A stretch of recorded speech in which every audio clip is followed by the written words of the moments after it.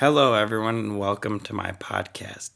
Today, we're going to talk about the value of impermanence and how to see into it. So, there's a story in the Buddha's words where he talks about a Brahmin making a great offering of hundreds of thousands of bowls of gold and copper and millions of elephants and cattle and fine clothes. And he says, what a great offering this would be. How much good karma would be accumulated. And then he goes on to say, but even all of that would not be as good as feeding a single meal to a saint or to a Buddha or to an enlightened one. And he goes through those categories of the merit you would receive for feeding holy beings, for serving holy beings. And then he goes on to say that even all of that would not be as fruitful if one fed the Sangha of monks and built a monastery for the sake of the Sangha. But he says even more fruitful than all of those things would be if with a trusting mind one would go for refuge to the Buddha, the Dharma, and the Sangha, and would undertake the 5 precepts, which is abstaining from the destruction of life, from taking what is not given, from sexual misconduct, from false speech, and from the use of intoxicants.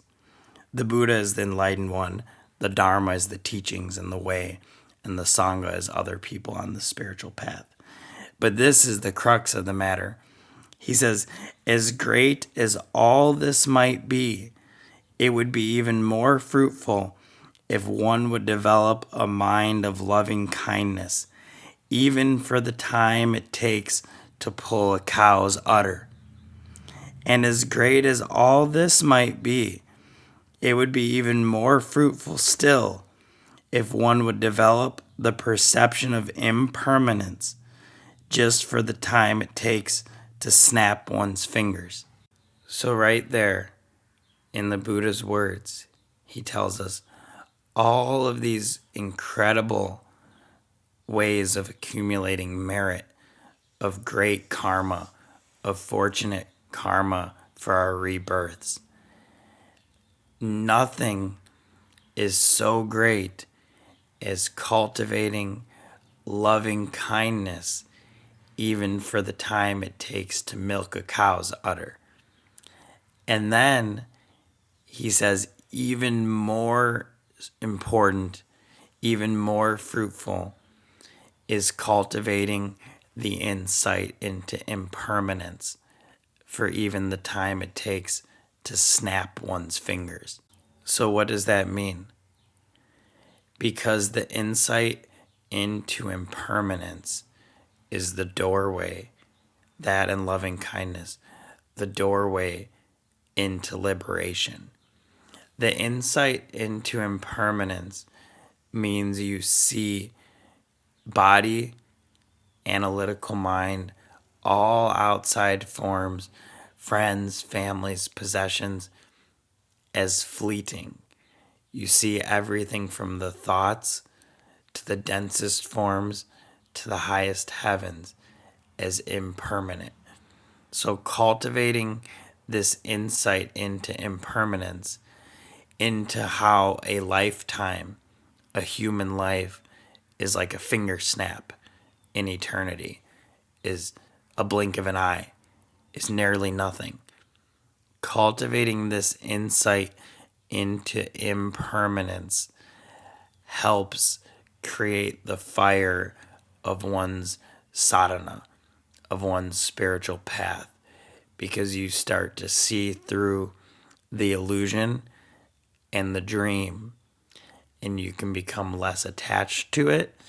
You can also use the insight into impermanence to realize the thoughts are impermanent, the stresses and the anxieties are impermanent. So the Buddha puts this even above loving kindness, or at least on par with it, but he says even more fruitful, because along with love and compassion, we have to also develop this detached awareness, this insight, this not a coldness, but a way of seeing without getting caught, of objectively seeing, of noting this is attachment arising, this is craving and desire arising, this is the world of impermanence, this is the world of illusion. We know suffering takes place here. We know clinging of the mind takes place here. So we can all say, oh yeah, I know life's impermanent. I know I'm going to die. Everybody's going to die. But do you hold that in your awareness each day, or do you deny it? In the Japji Sahib, Guru Nanak says death should be the garment you wear over your shoulder. So contemplate these teachings on impermanence and ask God in your heart to help you become them, to help you see with your inner vision what this really means, to be able to hold this impermanence in your mind. Because these are incredible teachings. Think of the great amount of merit the Buddha is saying for this offering unlike any other.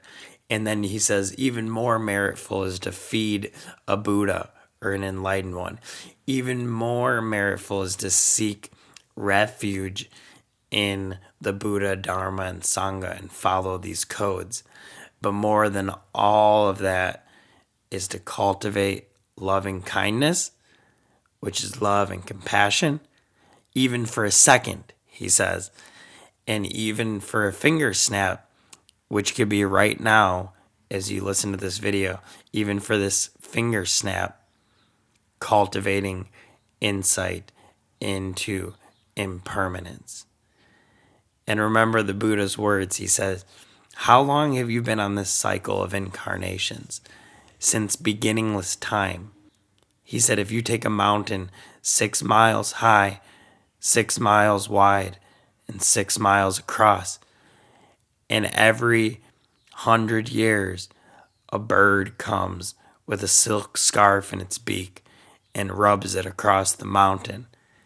In the time it would take the bird to wear away the mountain, which would be an absurd amount of time, that's how long you've been doing this.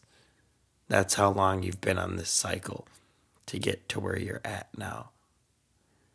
That's the impermanence of whatever your name is, whoever you think you are, and how many of them you've been before. So cultivating that insight into impermanence, which also brings greater love and compassion for all beings.